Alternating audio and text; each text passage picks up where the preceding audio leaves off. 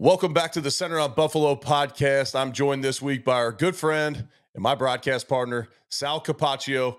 Welcome back on the podcast, brother. Hey, thanks for having me. Always good to talk to you, buddy. Yeah, absolutely. We're only a few days or a couple days removed from when we were both in Baltimore for that massacre on Sunday Night Football, but let's start here. And I got this brought up to me yesterday in some media appearances. You know, the guys are sitting around all day, and unless you're able to take a nap, you're probably sitting around the hotel. You're watching other NFL games. You see your division opponent, maybe your biggest test in the division in the Jets, fall to 2-2 with a terrible loss to the Broncos. So I was asked if I thought the players kind of put their guard down, if they didn't have the same amount of energy, knowing that maybe the game wasn't quite as important to win the division. Anyways, I didn't necessarily see that from my vantage point, and I was down there pregame. You're as close as anybody there on the sidelines during the game, the start of the game. Did you see any lack of energy, passion, anything different from this Bills team? No, let me start with, I would say I always dismiss stuff like that, but you could tell me if it's true that can happen. I want to get back into that. I think that's fascinating. I always dismiss that is even going to happen. You're worried about yourself and your game, and you're not thinking about what the other team did. Sure, you know it, and you have an opportunity. It's actually, to me, more of an opportunity to go out there and get more separation between you and the Jets. I didn't see that. I didn't sense that. And there have been times where I would tell you, I have. One of the ones that comes to mind is actually down in Jacksonville a few years ago when they lost that game against the Urban Meyer team. Like, I remember that day specifically. Like, wow, there was just no energy, on the field. It was kind of weird. I did not sense that. I actually thought this team was ready to play, but I did sense a deflation after that first run, right? I think that's what happened and what I sense. And I'm not saying that they never recovered and never got emotionally back up, but you did kind of feel that air out of the balloon kind of go away. And when you're that hyped up and that happens, I do think it's kind of tough to get back to that spot, especially when the team you're playing is already hyped and now leading, and then you're feeding off the crowd energy that they were feeding off at M&T Bank Stadium. So I didn't sense that at all. I do find it's fascinating, though. To me, I always dismiss it. What about you as a player? Like, could that ever creep in for you? So it would never, which we were never maybe with a big division lead where, maybe we could take our foot off the gas. For me, I would notice it from teammates maybe if we're playing in a game at the end of the season where we're completely eliminated from the playoffs and maybe there's people in the organization that don't even necessarily want us to win because you get a higher draft pick. All that being said, as players, I felt like as a captain, as a leader, that was always my opportunity to really try and get people going, make them understand how important these games are because every NFL snap's being watched by everybody around the league. And you want to be a part of this moving forward because if you get cut from a bad team, you're probably not getting a pay raise from someone else around the league. So why don't we go out and put our best foot forward? Yeah. So I never really noticed it, early in the season, if we ever had a game where, we're still playing for playoff potential, whatever it may be.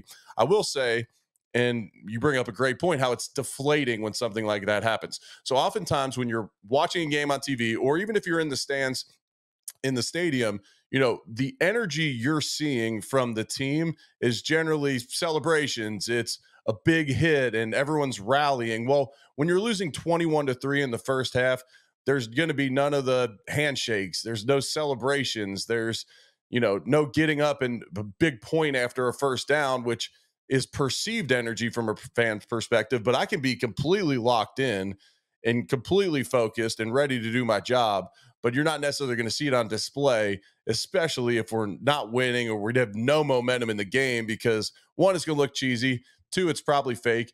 And three, it's a bad look when you're getting your tail whipped. And, I almost even thought this, and I was proud of Dwayne Carter when he made the stop on the goal line, but the Bills are getting whooped so bad, and he makes the tackle for a 2-yard loss. And look, I mean, I'm just saying from my perspective, it almost just seemed like a little bit too much of a celebration when they're getting ready to punch it in, the next play anyways. But I think that's an interesting topic. I didn't sense it pregame. I'm glad to hear you didn't sense it all. Let's get back to that game for a minute, though. All right, so the Bills defense got beat up on the ground. Derrick Henry goes for almost 200 yards. Let's start off here. One, Derrick Henry doesn't smash the Bills every time he plays them. He's like 2 for 6 having good games against the Bills. The other 4 he really hasn't. But the two were so big though that people you have a perception that that's the case, right? Exactly, and they came with big time highlights. The 100%. Josh Norman Yes. stiff arm, the 87-yard run. So that's kind of the book on Derrick Henry against the Bills. That hasn't always been the case though. They've held him to under 4 yards a carry in 4 out of the 6 matchups against him. One was under 3 yards a carry. Let's take a quick break to hear from one of our sponsors, and that's Dano's Seasoning. Let Dano's take your tailgate to an all-pro level this fall. Whatever you're cooking up at your tailgate, if you're throwing something on the grill, Dano's all natural, no sugar seasonings will elevate anything you're putting out there for your guests. Get them at danoseasoning.com. Link to that is in the show notes, or get them at many of their retail stores around the country. Yum, yum, get you some. All that being said, is the run defense a concern moving forward, or is the Ravens, operation on offense kind of a one of one deal where besides playing them, it's not going to really be an issue the rest of the season? Yeah, I think I'm more in the second part, Eric, but because they're so unique, right? Mm-hmm. To me, the run defense overall in most weeks is not going to be an issue because I think the Bills have the proper personnel. But I do think there are tough matchups for them. And the Ravens are maybe the toughest for how they want to run, how they want to operate. But you also throw in the injuries the Bills have had and how they are going about playing the Ravens versus maybe any other team with the group they have out there. And it makes it even tougher, right? No disrespect to Balen Spector, Dorian Williams, Cam Lewis. I'm big fans of Cam Lewis, a big fan of Cam Lewis. And I think those guys have done a really good job. But that's not Terrell Bernard, Matt Milano, and Taron Johnson. I do think in this particular matchup, those younger linebackers and a lighter Cam Lewis, who's tough as nails, make it a lot tougher to go against a team like the Ravens. Are going to run downhill at you and take advantage of that. The Bills had to play base defense against the Ravens. Now, I'm not saying they wouldn't with Taron Johnson. They actually have played base defense against the Ravens, even when they've had Taron Johnson. We've seen that happen even prior to Right. Derrick Henry. But I do think it caused the Bills to have to kind of figure out a new plan because it's just not a good matchup for them. On a week-to-week basis, I don't think they're going to see what they saw from the Ravens. You think about the team coming up next, the Houston Texans. Sure, they have Joe Mixon. It's a different kind of offense. They're not going to be running the same, power type of offense right at the Bills downhill with the same 300-pound fullback and Derrick Henry and what he looks like. The Jets, yes, Breece Hall, but totally different kind of running back. These are the next 2 games, right? So I just think that, yes, it is a tough matchup. It's unique. I don't think the Bills are not equipped to stop the run, but I do think they have to kind of figure out if they're going to see this team in January, what that plan needs to be. But a lot of it's going to start with if they're healthy or not. I do think it's a big part of it. Yeah, I'm with you, and I have the exact same reaction. If Milano is healthy, or even just Bernard, you probably run out with a 3 linebacker set sooner, and it's a tough deal. They could talk about their run fits, but until you've seen a wham block, which if you go back to the first play of the Yeah, game, man. you have an outside in block, which then traps the 3 technique in, and it moves everyone over a gap, and they didn't fit it right. Well, Derrick Henry's a different type of animal that he can take that to the house. And most teams, that's a 20-yard gain. And so, yeah, it was likely an anomaly, but and I have confidence that they'll have a different game plan next time. And I thought it was interesting what Bobby Babbitt said yesterday in his press conference. They didn't have enough block disruptions to where, like, because I said it before the game, this is going to have to be a big night for the defensive line. That's your healthiest unit, that's your most experienced unit. And until maybe mid-second quarter, and really it was Dewan Smoot, it was Hill at times, and then we saw some of the interior guys flash, but there was really no disruption from the defensive line to help out that second level of the defense. I'd expect that to be different the next time. Yeah, but I would also tell you, as you know, I mean, the Ravens kind of they had control of the game from early on, right? The way that defensive line, I agree with you, their advantage in that game was probably getting after the passer if they could force the Ravens into some longer yard situations or have to play from behind. If the Ravens can control the tempo, control the clock, control the run game, kind of neutralizes that. And still, the Bills' defensive line should have still been better than they were and to be able to be more dominant against the Ravens' offensive line. But it makes it a lot tougher if the Ravens can be very two-dimensional and just say like, hey, we can throw, we can run, and the Bills can't kind of pin their ears back. So I agree with that as well. And look, I mean, it's funny. It reminded me of maybe week 2 with the Bills beating the Dolphins, where Lamar was very efficient, but he didn't have to be great, right? You just kind of let Mhm. him be, and that's when they can be at their most dangerous, I think, which is, hey, we don't know if Lamar is going to run or throw because they don't really have to do anything specific here. And then he was very efficient because the Bills had to kind of watch out for everything. Yeah, you're exactly right. Let's give a quick shout out to Prime. Check out their new collaborations with Aaron Judge, Kevin Durant, WWE. Those are a big hit in our household. All the neighborhood kids love it as well. We'll make I sure to saw send all some up. that. I saw all that the other day. We were out shopping for some sports equipment. I think we were at Dick's and they had all that going on. It was pretty cool. So I said, Oh yeah. Max, you got the Aaron Judge one? He's like, oh, I got that, Dad. Oh yeah. We'll make sure to get you some more as well. All right. So you do your arrows up, arrows Yep. down column on WGR 550 every week. What were your couple of your arrow ups from this game? What were a couple bright spots? Well, I only gave 3 of them, and I kind of had to stretch a little bit for that because it was just tough. Tyler Bass making a 50-yard kick. So I had that as an up. I had the miss as a down, obviously, right? But it was a nice kick, and it was a nice strike of the ball. I felt really confident about him, but unfortunately, he missed the one a little bit later in the game. So, that kind of negated, his really nice kick, but it was a nice kick. The what else did I let me go here. Here we go. Second half star. Oh, there's the big one for me, Eric. After everything we just talked about, this goes back to the first topic that you just, laid out, which is despite the fact that maybe they had the energy taken out of them and it just seemed like they were kind of fighting an uphill battle. They came out in the second half and they put together a really nice first couple of series. They climbed back in that game until the trick play, obviously, where we've all talked about, and we know that the Bills even say like, hey, just, everything went wrong in that play. But you had the stop very quickly on the Ravens. Then you had a touchdown. And then you had another very quick stop on the Ravens. Bill Inspector had a sack in there. First play, I mean, they did a really nice job. So I just think that spoke volumes and spoke a lot to what they were, they were still engaged in the game, what they did in the locker room halftime. I asked a lot of the guys what happened at halftime. And their response was, hey, we just took it one play at a time, right? You can't get back in the game with one play. You just have to take one play at a time to get back in the game. And they did that. I thought they grinded very well. So that was one. And of course, the Josh Allen play to Khalil Shakir was just unbelievable. I mean, I don't know. I'm still not sure how he actually threw that ball as far as he did and on as accurate as he did. I know. I'm with you. But at this point, like if that would have happened 4 years ago, we'd be talking about it all week. And now it's just kind of Routine. Josh Yeah. made the play again. And I almost need to remind myself sometimes on the broadcast to like show some extra enthusiasm because we could take it for granted. And my call or Chris's is probably going to be dubbed over an NFL highlight somewhere. And Yeah. if I'm like, yep, Josh did it again, that doesn't make very good for a highlight call. And not that you have that in your mind when you're making a No, I call get during it. the game, but it's almost like, okay, don't get used to Josh doing incredible things out there on the field because not everybody else sees it as often or with the frequency that we do covering the team. All right. So this week, the Bills go down to Houston. Obviously, the big storyline this week should be, in my opinion, Allen versus Stroud, two of the best quarterbacks in the game. Instead, it's going to be Diggs playing his former team, which is probably the amount of attention that he's craving at this point of the season. Not a ton of targets for him. They have a bunch of weapons, but how much buildup should there be for Diggs versus the Bills this week? Well, there should be because this is the league and it's a drama-filled league. The league is a soap opera, so there should be. It's a big story. There's no doubt about it. He meant so much to the Buffalo Bills for 4 years. He meant so much to Josh Allen for 4 years.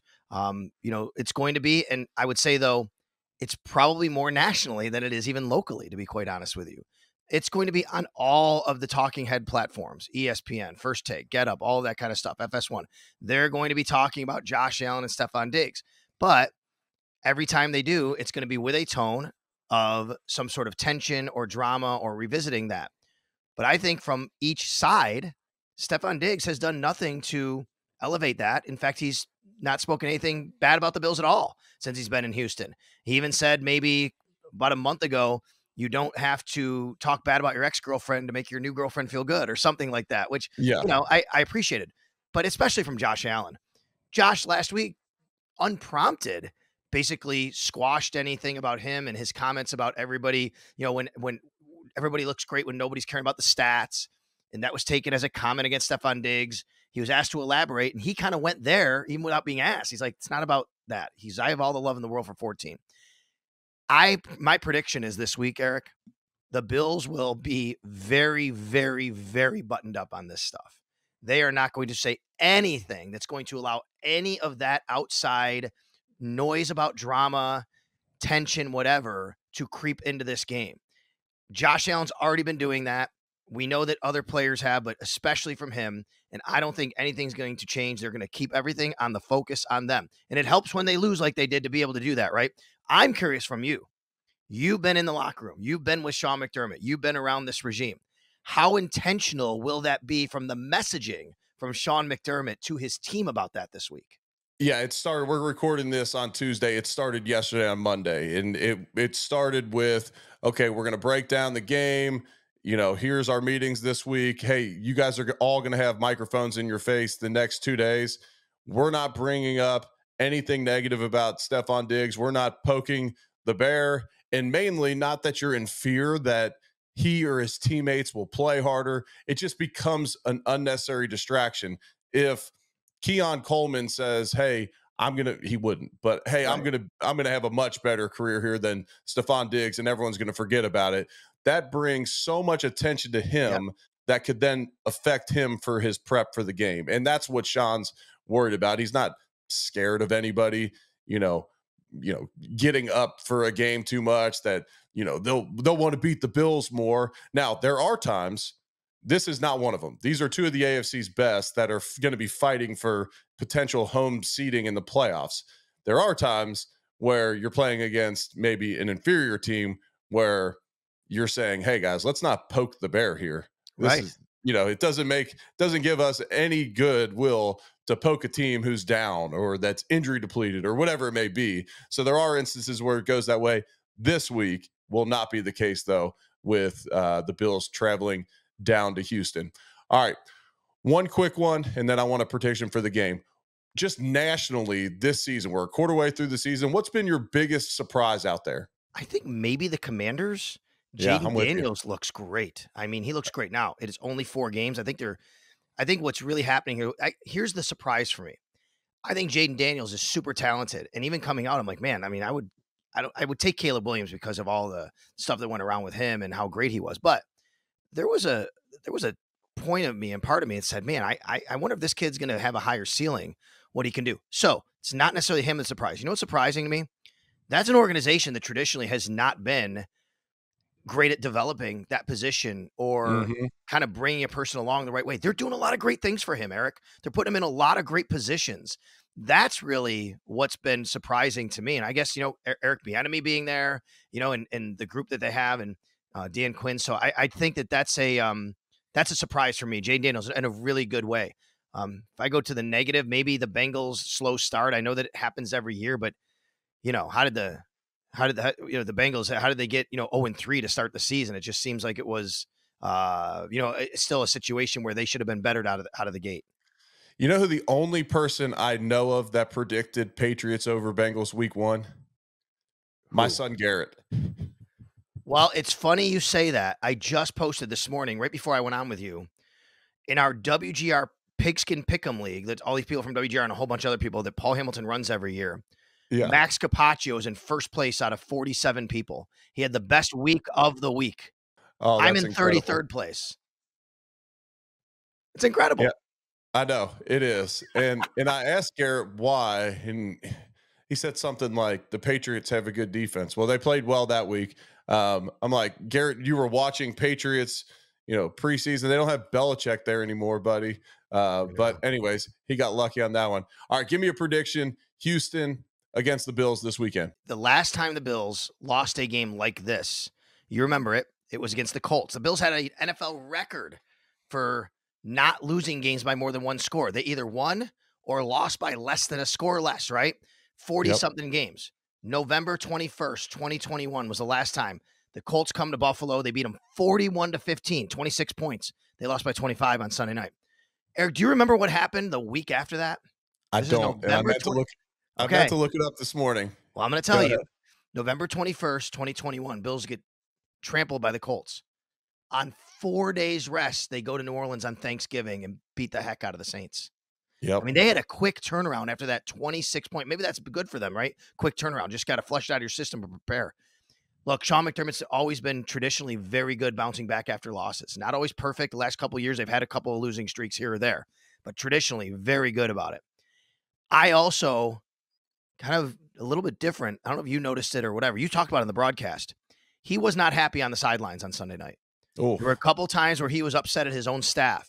He was not happy in the post-game press conference on Sunday night. I think this is going to be a very intentional, intense week of getting back on track for everything that happened last week. So I'm going to pick the Bills to win. I mean, I think it'll be a close game. I just think that, this is actually, you never want to lose a game. It's actually a good scenario to be going to face this team, the Houston Texans, who's a very good AFC team with the Stephon Diggs situation going on, to be way more focused on what you need to do. yeah, I agree with you. I have it right now as 28-24 Bills. I could always switch up that before Sunday comes around. But as I see it right now, I think it'll be a close game as well. We always used to say in the NFL, humility is only 1 week away.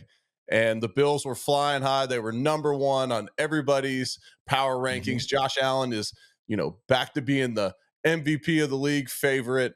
And then all of a sudden you play a primetime game, you get the brakes knocked off, and now all of a sudden, are the Bills in trouble? Can they even make the play? The storylines change so fast. Humility's only a week away, and I just feel like this team is ready to bounce back, and I think they'll be extremely focused. And we mentioned it earlier. I think this is a Houston offense that they obviously, especially with the injuries, match up better against Yeah. than they did the Ravens. And listen, we got a lot of injuries to monitor, right? I mean, Khalil Shakir has an ankle injury they're going to monitor day to day throughout the week. Hopefully he's able to play. But hey, if they can get Terrell Bernard back, which is a possibility this week after starting to practice last week, that would be a big help, obviously. On the other side, Joe Mixon hasn't played in a couple weeks. I mean, I'm wondering, he was close, I think, last week. So I'm looking at probably him playing this week, but he's been a little bit banged up. And Tank Dell, who knows? He could be out as well. He's still dealing with the ribs. And of course, that's a tough one, even if he comes back. So they're both sides dealing with a couple of injuries here. But on the Bills side, if they can get Terrell Bernard back, and look, again, this is not a disrespect against Bale Inspector. He's done a nice job. He's just he's not Terrell Bernard. But even Dorian Williams, I think, becomes a better player if Terrell Bernard is next to him compared to Bale Inspector, because there's so many different things the Bills can do defensively. You're right, and that's your captain. Yeah. The Bills named one captain on each side of the ball, Yep. and they lose him early in the season. It'd be great to have him back. Sal, I can't thank you enough for joining the podcast again. You're always a fan favorite. The views, the listens go nuts when you come on, so I'm always appreciative when you do. You got it, buddy. Looking forward to seeing you in Houston. Yep, you too.